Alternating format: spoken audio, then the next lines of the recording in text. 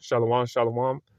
I want to give all praise and glory to Yahweh Ba'ashem, Yahweh Shai, Bahashem, Rukakadash, the honors to the apostles and elders of Great Millstone, and all the Akim out there that are pushing this truth with nothing but sincerity in the name of Yahweh Ba'ashem, Yahweh Shai. Started off from the tribe of Judah all the way down to Issachar. So with that, today I want to speak upon, people say the Bible's the good book, right? But it's only good for the Israelites though. But they never want to talk about the violence though, man. The violence in the scriptures though, because this is also a violent book though. And then someone that hears me saying that, it will be like, well, you're, telling me that I'm crazy and things like that. But nah, man. How come they never talk about the violence though that happens in the Bible? So this is a very violent book though. It covers everything though, from war to grape, if you know what I mean, to to like betrayal, the wickedness of people, especially Esau. So this is a violent book though, man. So when the people talk about, hey, this is the good book, read the good book though. Yeah, the Bible is to comfort it though. It's to comfort us though. You see what I'm saying though?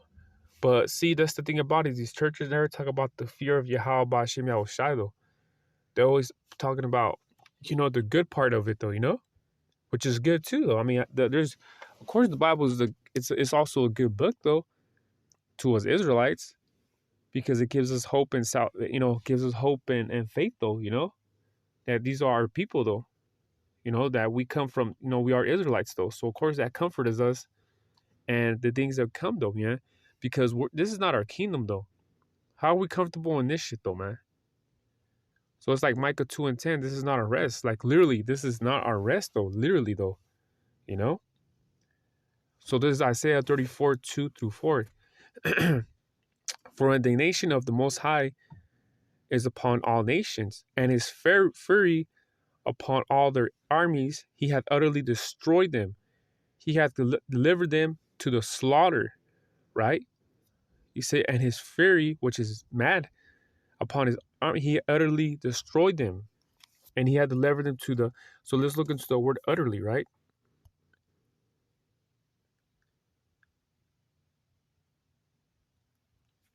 Let's look into the word utterly.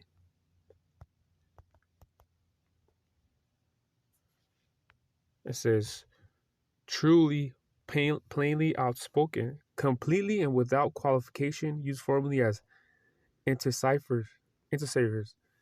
But it says outspokenly, truly, to an absolute degree,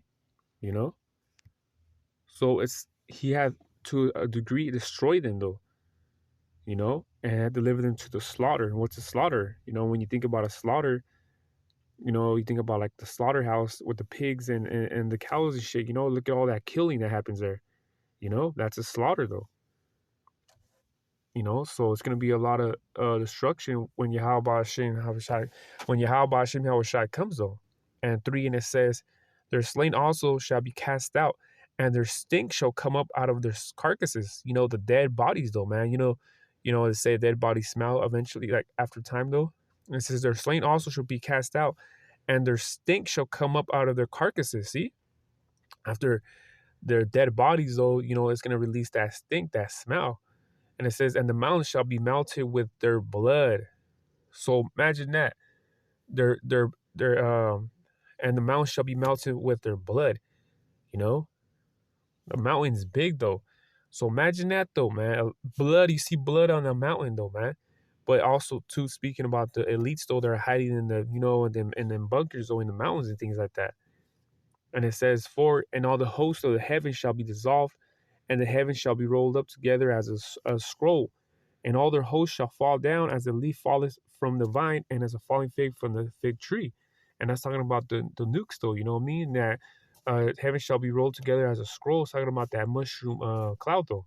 After when a missile hits though, it creates the bomb hits like it creates a mushroom cloud though, you know. So when it does that though, imagine it's gonna be so much blood though. There's gonna be painting on the, how these mobsters used to say, we're gonna go paint a house, talking about it doing a hit. Nah, Yahweh Ba'ashem Shai is gonna paint fucking mountains though, man. So that sounds violent to me. I don't know about you though, but that sounds violent to me though, you know?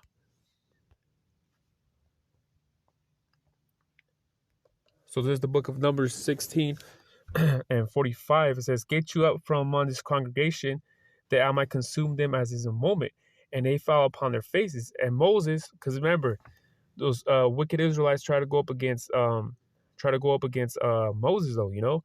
And this happened to be when the earth opened up and swallowed them though. And then they had other Israelites among them that said, "Hey, they're pretty much good people though, man." So it was like the other people that when they saw that, was it Torah or Korah? I think it was Korah. And they said that, you know, like it says, "And the earth opened up her mouth and swallowed them up, and the house and all men that are pertaining to Korah and their goods." So this motherfucker and his family got swallowed up by the earth, though, you know? See? But see, look at 41, it says, "But on the morrow, all the congregation of the children of Israel murmured against Moses and against Israel, saying, 'You have killed the people of the Lord.'" You see? So they're pretty much like talking shit, man. Like, "Hey, these are people of the Lord, man. You know, Moses and Aaron killed them, you know?" So this says, and 46, it says, "And Moses said unto Aaron, Take a censer and put fire within from off the altar and put on the incense and go quickly into the congregation and make an atonement for them, for they wrath gone from the Most High, the plague is begun." And as Aaron took and Moses commanded and ran in the midst of the congregation, and behold, the plague was begun among the people, and he put on incense and made an atonement for the people. And it says, "And he stood between the dead and the living, and the plague was stayed." You see? So they try to pray within these people that murmured against Moses and Aaron. But so when they went back, though, this is what happens. Now they that died in the plague were 14,700. Beside them that died about the matter of Korah. See? 14,700, though. 14,700. That's enough to almost fill up a whole basketball court. You know? Like the seats, though. That's enough to almost fill that up, though. 14,700 people died, though. How come these churches never talk about this incident, though? You know? But you see, that's what they do, though, man. So that sounds pretty violent to me. That plague killed them, though. You know, that was a violent plague, though. You know, it killed them all. 14,000, though. That's a lot of people, though, if you think about it. And that's a whole basketball court, you know, or basketball stadium, though. You know, or like an NFL stadium, though. You know, or a basketball slugger, though. You see, you walk in there, you see that many people die, though. It's like, oh shit. You know, that's pretty violent to me, though. that's pretty violent to me, though. I don't know about you, but you see what I mean, though. But these churches never speak upon things like this, though. You know.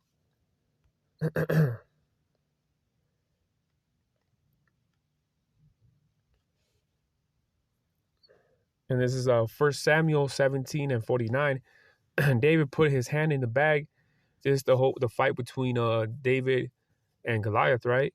And it says, "And took thence a stone and slang it and smote the Philistine in his forehead, and that stone sunk in his forehead, and he fell upon his face to the earth." So David prevailed over the Philistine with the sling and with the stone, and smote the Philistine and slew him, but there was no sword in the hand of David. Therefore David ran and stood up upon the Philistine and took his sword and drew it out of his sheath thereof and slew him and cut off his head. When the Philistines saw their champion was dead, they fled, though. See? So they never talk about how violent that David cut the head off, though, you know? They never speak upon that, though, you know what I mean? They always talk about the rock hitting his forehead, though. But how come they never talk about how he got that sword out of the sheath? It's like I'm saying it wrong. And he cut his head off, though, you know? That sounds pretty violent to me, though. You know? And don't forget the 14,000 people that King David, remember after, you know, he killed like, I believe 14,000, though. And, you know, they had a song for him, though. And Saul too, though. Saul killed his 1,000, but David killed his, I believe it's 14,000, though. You know what I mean? So all this is violent, though. Cutting someone's head off, though. You telling me that ain't violent, though? You know what I mean? So, but these churches never talk about that, man. They always skip the violent parts and go to the goody good stuff, though. Talk about Jesus loves you, though. you accept him. If you have it here, let him hear. You know what I mean?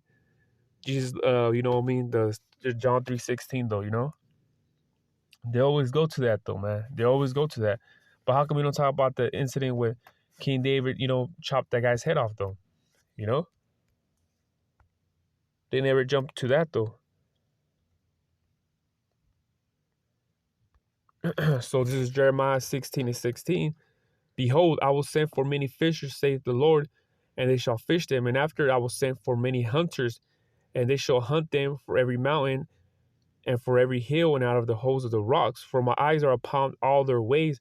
They are not hid from my face, neither is their iniquity hid from my eyes. He said hunters, right? So what's talking about, man? The spiritual power that the elect's going to get and pull out these elites out of these mountains, though, you know, these bunkers and shit, though, man. They're going to do it forcefully, though, you know? So that sounds pretty violent, though, because even Yahweh Shai said that the battle axe, though, you know? So I believe it's Jeremiah 50 and 26, or if not 50.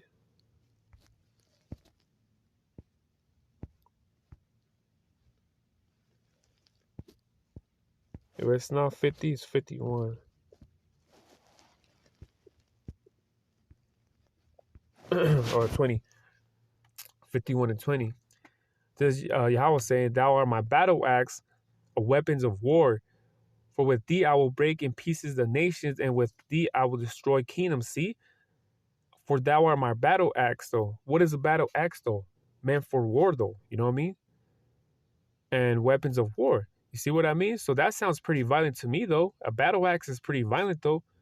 So Yahweh's going to be using the elect with the superpowers, though, to doing all the killing, though. You know what I mean? Pulling these fucking elites out of the mountains and bunkers and things like that. You know? Jeremiah, you know, I mean, it's like Isaiah 14 talks about slavery, though, you know?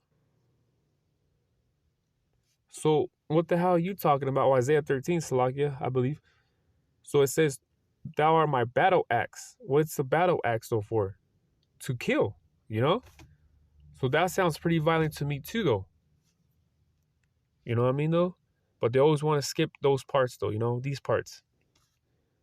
Isaiah 13 and 9, which I just said, Behold, the day of the Lord cometh cruel, both with wrath and fierce anger, to lay the land desolate, and he shall destroy the sinners thereof out of it. See? So make the land desolate, though. He's going to purge it, though. You know what I mean? So it's going to be a lot of this. In order for something to be desolated, there had to be a lot of destruction going on, though, you know? A lot of destruction that has to go on, though, for a land to be desolated like that, you know? So, you know, violence comes to that, though, you know? Even if they're using the nukes, though, or people. That's why Yahweh said the Assyrians use their hands as the wrath of me, though, you know? I'm chopping it up, though, but we could just get it real quick, though. I believe it's the 8th chapter. Yeah, I think it's the 8th.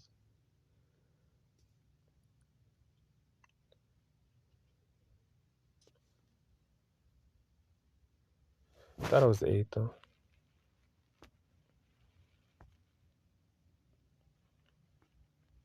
Oh, it's not 5. 10 and 5, it says, O Assyrian, the rod of my anger, the staff in their hand is my indignation. So the Most High used the Assyrian, you know, as part of his anger to use her hand to kill, you know, to kill. So that sounds pretty violent to me, though. I don't know about you, though. But that sounds pretty violent, though, you know? But, you know, it is what it is, though. So hopefully you edify into the next one I say. Shalom.